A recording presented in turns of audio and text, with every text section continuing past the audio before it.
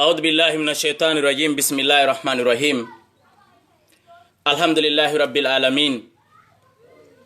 الحمد لله الذي خالقنا جميعا. أشهد أن لا إله إلا الله وحده لا شريك له،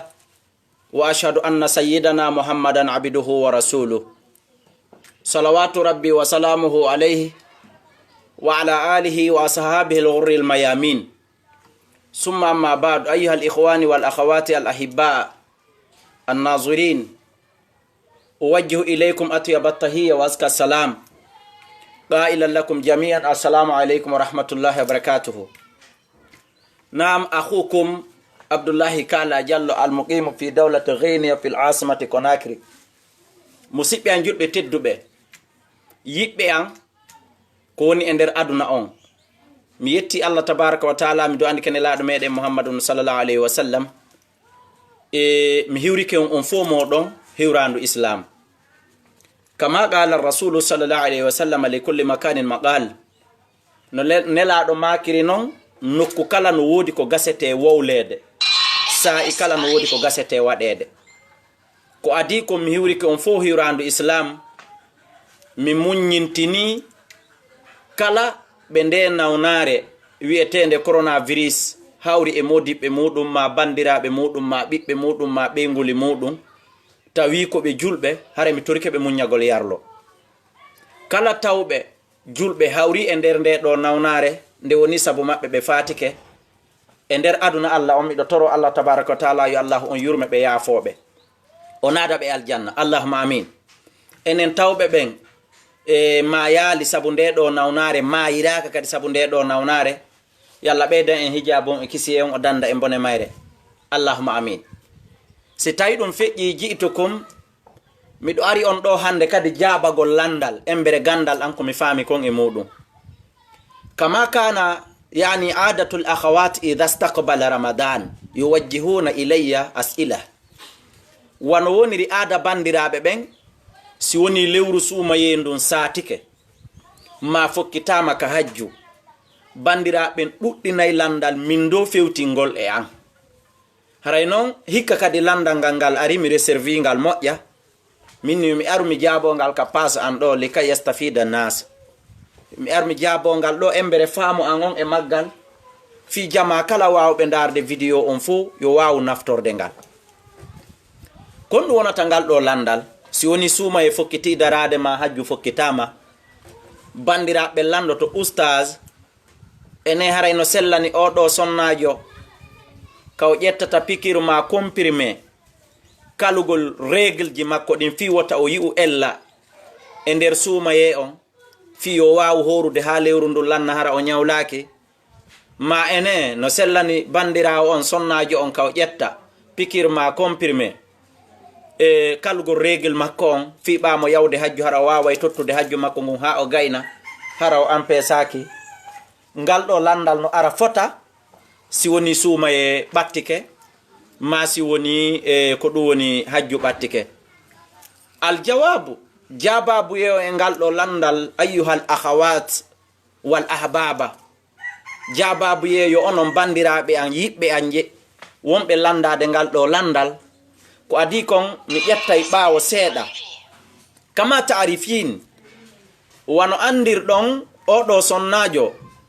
sabu ko yiyata kon ella, ko yiyata kon règle chaque lewru, ko yen andu taw ɗum hino mari sababu. hiɗo ngeli nde nene hawwa'u radiyallahu anha ñamuno ngal ɗo leggal ngal Allah tabaraka wa taala haɗi mo ñamugol, haɗi baba meɗen adama ñamugol ka aljannaji.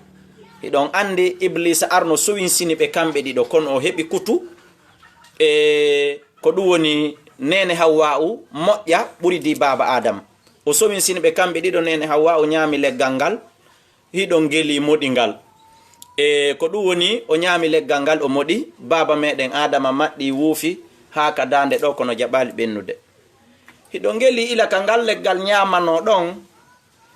ko gonga, wa qala rabbana zalamna anfusana wa illam taghfir lana wa tarhamna lanakunanna minal khasirin. baba adama e nene hawwa'u ɓe torino yaafafuye, ɓe torino pardon,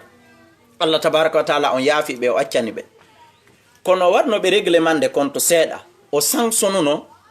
nene hawwa'u e ɓiɓɓe muɗum rewɓe ɓen sanction ji 15 o sanctioni baba adama ko wi'ete adama fo joni debbo gorko sanction ji 10 woni ɗi 25 ka rewɓe ɓen 10 ka worɓe ɓen yani 10 ko général worɓe rewɓe no mari on sanction ji ɗon yilti sonna ɓen ɓaynene Hawwa o ñamingal moɗi kanko o e ɓiɓɓe makko rewɓen o waɗana sanction ji 15 serkete yani ko wiyete consécours hino jeeya e majji yiwgol oɗo ella yiwgol oɗo règle chaque lewru musidɓe am bandiraɓe am haray oɗo bandirawo komi faala yo faamu ko si o yi'ali règle o hani yahude labtani ko so yi'ali règle o hani landade ko so yi'a règle o hani ɗaɓɓude lekki pikir ma comprimé ko yo andu oɗo règle ko woni yaltude e makko ko nyawu ko tuundi woni yaltude e makko ko ɓe ñaami kon leggal ngal ɓe moɗi ndin tuundi natundi nder to Allah sanctioni ɓe ka wallitagolɓe kadi fiyo ɗum yaltota won ka reedu ton lewru kala lewru Hawwa e ɓiɓɓe muɗum suddiɓe ɓen ɓe yi'ay ƴiiƴan yoppoto e maɓɓe iddatun minal ayyam balɗe kontore balɗe e nder lewru ndu no e maɓɓe balɗe tati no e maɓɓe balɗe nayi no ton joyi no ton jeego no ton jeɗɗi ko ɗiɗo ɓuri lollude ɓuri jeɗɗi no woodi moyen tati no woodi kono ko ɗiɗo ɓuri lollude surtout joyi e jeego e jeeɗiɗi ko ɗeɗo ñalaɗe ɓuri lollude haray kom faala e bandiraɓe ɓen faamu ko ñaw woni yaltude e maɓɓe ɗum ko goo ɗimmel ka yurmede Allah inna allaha latifun khabirun Allah tabaraka taala ko newiɗo ko humpitiɗo Allah ko o moƴƴo inna allaha raufur rahimu Allah ko hinnotoɗo ko yurmeteɗo ka moƴƴere makko kanko Allah tabaraka taala o tewi o okki bandiraɓe ɓen congé chaque lewru yoɓe fowto juulugol yoɓe fowto horugol yoɓe fowto jangugol yoɓe fowto ko wiyete ko dewe hara yoɓe jaɓu sadaka mo Allah tabaraka taala on waɗani ɓe o hara jababuye landal ngal ko honɗum ƴettugol comprimé embere gandal al ngal ihwani musidɓe an julɓe ƴettugol comprimé ma ƴettugol pikir fi kalgol régil ji muɗum ɗin ko ella la ya juusu jababuye on ko hana jababuye on ko sellata sabu go'o yo andu ko ñaw woni yaltude e makko ko si o kali ɗum o heɓa ella o heɓa probléme ɗiɗi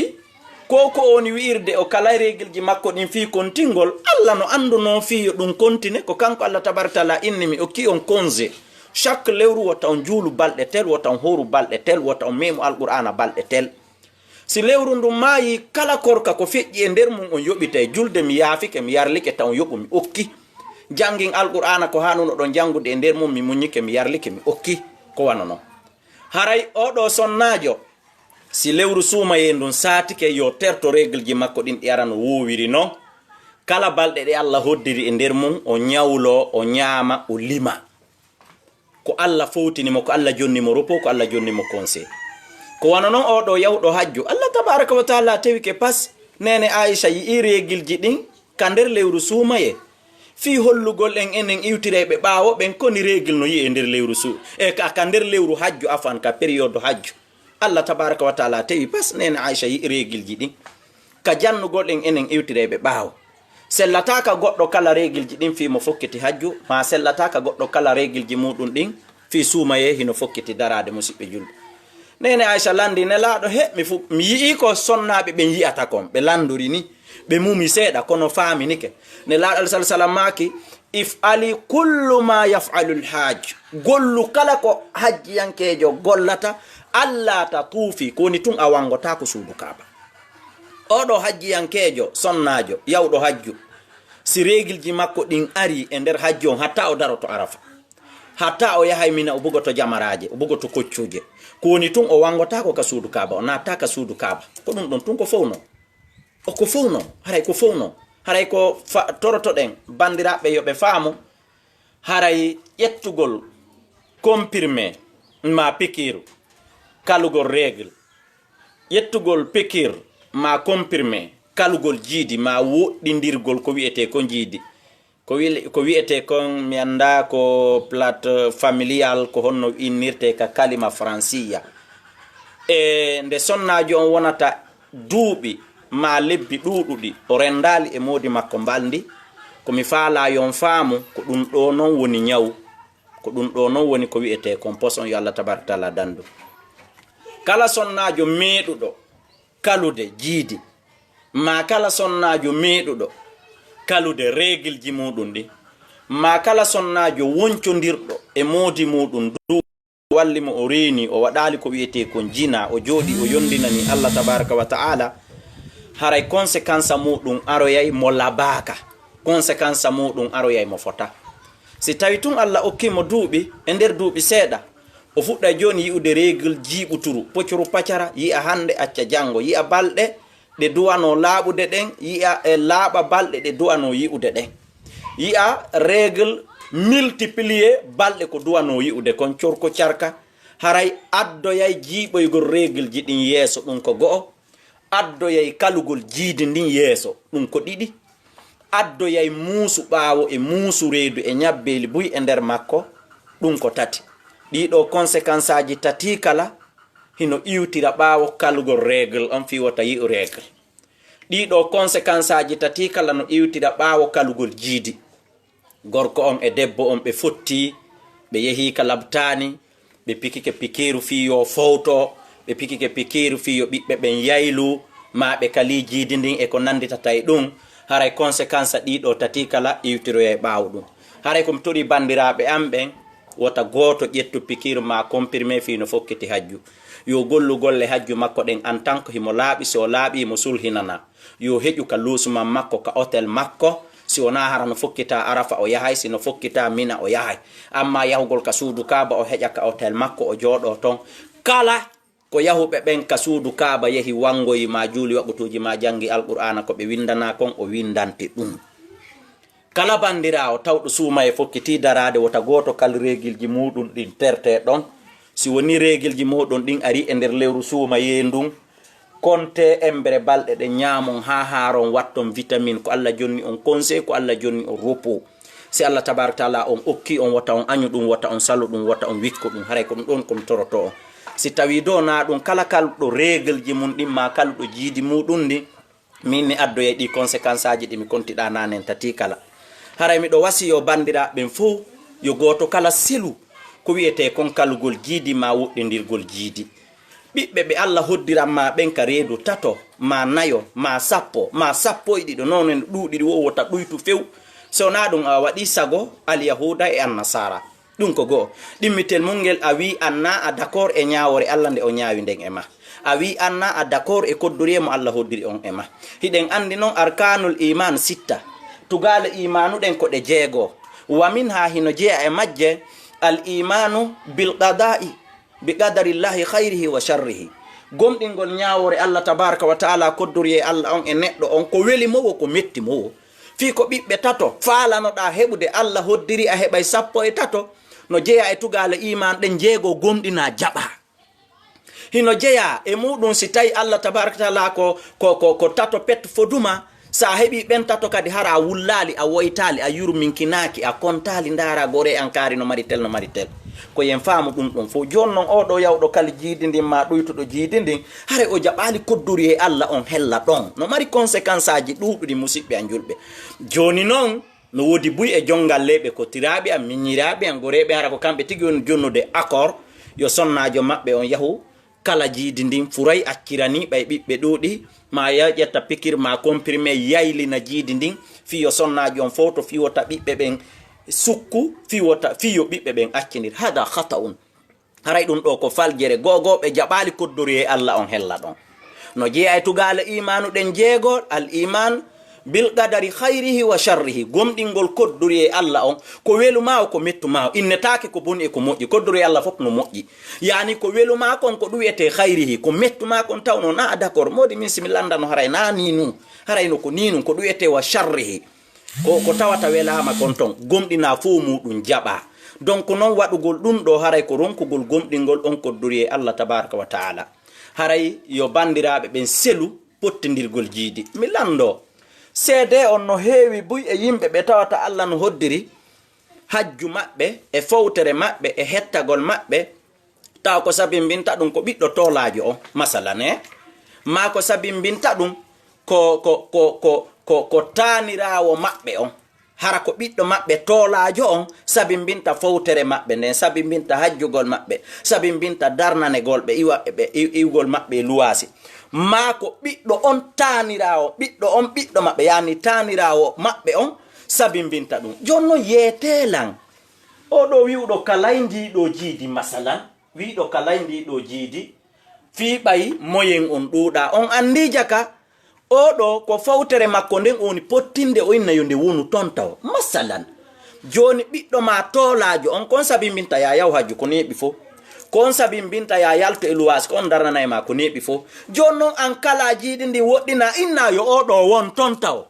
istafahimo yani faame lando moƴƴa mi anda son faamila inna yo oɗo won ton taw tawi noon ko neeɓi wo Allah ko e juuɗe on ɗon hoddiri rewnugol fawtere ma nde e riisugol mangol e hajjugol mangol e fawtagol mangol inna noon oɗo yo won ton taw haray ko ɗum firi on faami haray miɗo toro bandiraɓe am ɓen fou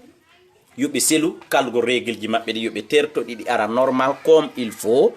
ɓe anda ko ñaw woni yaltude ɗon on ƴiƴan koni yaltude e maɓɓe si yaltali e maɓɓe ɓe nawnayi kerenayɓe probléme ji e musibaji ka nder ɓalli maɓɓe miɗo toro jeeja fof embere ɓiɓɓe ko Allah hoddirani en kon accen ɓe ara kadi normal comme il faut wota en yaylimɓe wota en ɗuytuɓe wota en kundeji maɓɓe wota en ɗuytuɓe jaɓen koddori e Allah tabaraka wa taala hare ko ɗum ɗon komi tori jama on si tawi ɗum feƴƴi landal kadi no ɗuuɗi ha aray ngal minen biro amen mamin miɗo nawni ene usasi etugol ngol ko honno mi fillito ko selli yo etu fof e aduna ko yimɓe ɗiɗo oɗo tawɗo o woni nawyuɗo ɗon andi o tijjanaka wontugol sagatama wongol jiwo hande kadi ila duuɓi 90 nattiri yeeso taw fayda ala sendidirde hiiri weeti nawni ala o sipportude horugol oɗo ya o innatake yo o ñawlo par ce que tijjaka nde o wonti sagata hande kadi tijjaka nde o wonti jiwo hande kadi ko wana noon oɗo nawnuɗo kadi nawnare fellitande sellata kanko nawnuɗo wo dankotoɓe ɓe wo docteur ɓe ñawdeɓe ɓe wo ɓeɗo fof confirmi nde ɗo nawnare nde sellata o etike kadi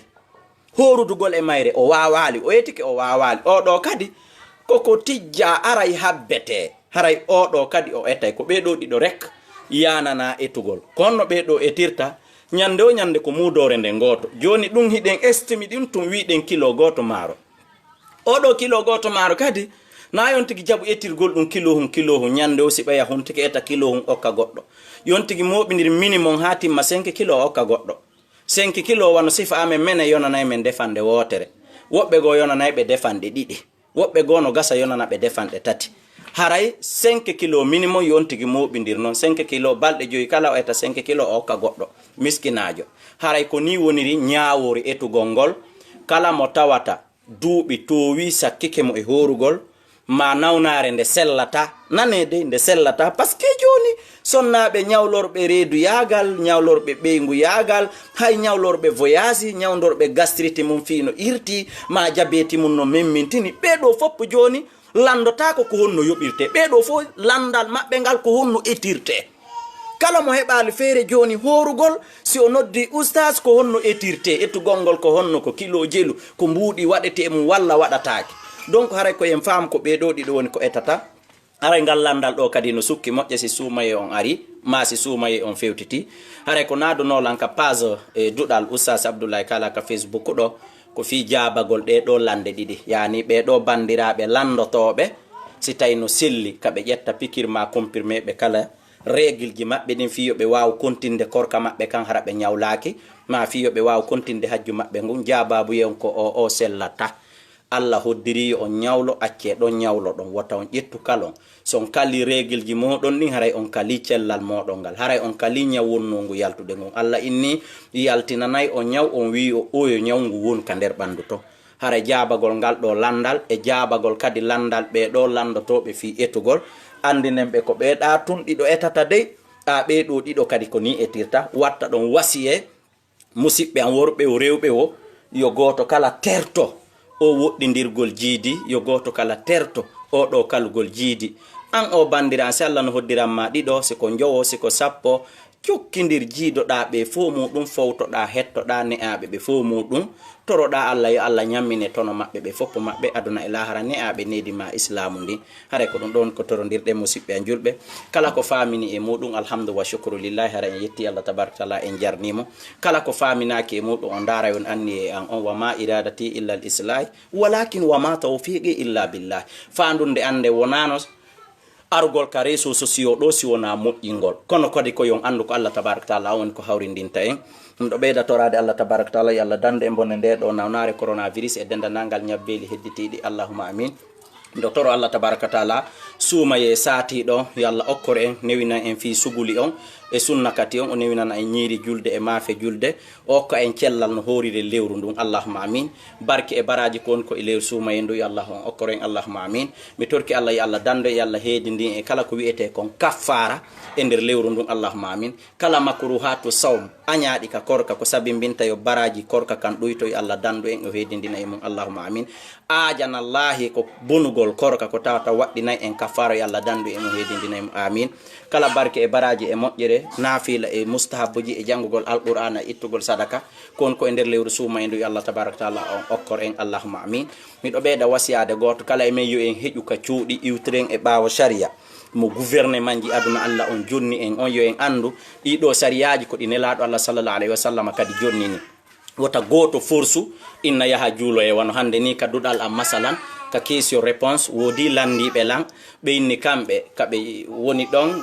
hiɓe mari kaɓe suuɗoɓe juula hala gouvernement on alaɓe yiwde ɓe timmata wanoɓe sappo sino selli kaɓe kontina aljawabu la yoɓe accu ɗon yoɓe andu kamɓe ɗon jowoma kamɓe ɗon jeegoma jeeɗiɗo goto no wawi yahugol heɓoya nawnare nden Allah dandu ɓe tumbodira ɓe suuɗoɓe juula ɗon ɓe sikkay ɓe jamfade gouvernement tawa haqiqa tan koore mabɓe ɓen jamfade nawnare oɗa nder raɓa ɓeeɗa ay ka goto ka wonki woti i wayno sabu angal renare nden sabu angal jogitagol sababuji ɗi wona sabu non joni yo jowo jeego yo wonkiji muɗum i wal iyad billahi yo Allah tabaraka taala on dando en heƴen ka cuuɗi e jaɓen wasiyeji ɗin sooɗa gongol suwaru humma ɗojugol e misuwaru si gayni kadi hawka hara jaɓali hawkude ka tawata paykoy koy yawtay ma ka paykoy koy yaɓay ya liɓo